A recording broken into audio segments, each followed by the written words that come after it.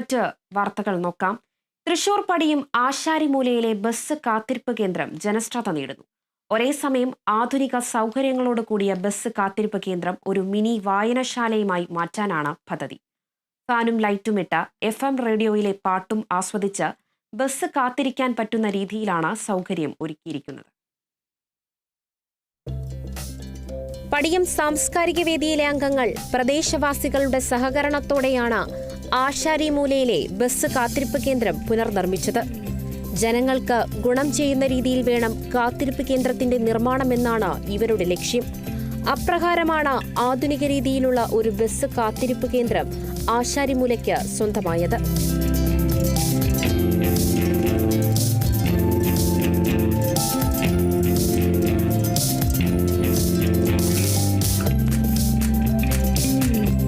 മനോഹരമായ രീതിയിൽ നിർമ്മിച്ച ബസ് കാത്തിരിപ്പ് കേന്ദ്രത്തിൽ ലൈറ്റും ഫാനും മൊബൈൽ ചാർജും ചെയ്യാനുള്ള പോയിന്റുകളുമുണ്ട്.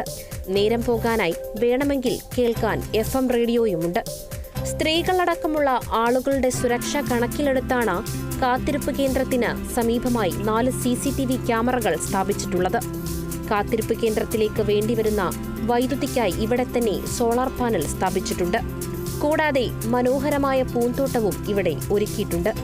ഈ റൂട്ടിൽ ആകെ 2 ബസ്സുകളാണ് സർവീസ് നടത്തുന്നത്. ബസ്സുകളില്ലാത്ത സമയത്ത് കാത്തിരിപ്പ് കേന്ദ്രം ഒരു മിനി വായനശാലയാക്കാനാണ് നാട്ടുകാരുടെ പദ്ധതി. പത്രങ്ങളും വായനാശീലം വളർത്താനുതകുന്ന വിധത്തിൽ പുസ്തകങ്ങളും കേന്ദ്രത്തിലുണ്ടാകും. ഇവിടെ വന്നിരിക്കുന്നവർക്കെന്ന് പറഞ്ഞു കഴിഞ്ഞാൽ സമാധാനപരമായിട്ടുള്ളൊരു അന്തരീക്ഷം ഇവിടെ കിട്ടും. എന്താണെന്ന് വെച്ച് കഴിഞ്ഞാൽ ഇപ്പോൾ ഇവിടെ ക്യാമറ ഫിറ്റ് ചെയ്തിട്ടുണ്ട്. എന്ത് ഉണ്ടായി കഴിഞ്ഞാൽ തന്നെ നമ്മൾക്ക് ആ ക്യാമറയിൽ അത് പെടും. അപ്പോൾ അതുകൊണ്ട് നമ്മൾക്ക് ഇത് വളരെയധികം ബസ് കാത്തിരിപ്പ് കേന്ദ്രം എന്നുള്ളതും അതിനോടൊപ്പം തന്നെ സുരക്ഷിതമായ ഒരു സ്ഥലമായിട്ട് നമ്മളിതിനെ കണക്കാക്കാം.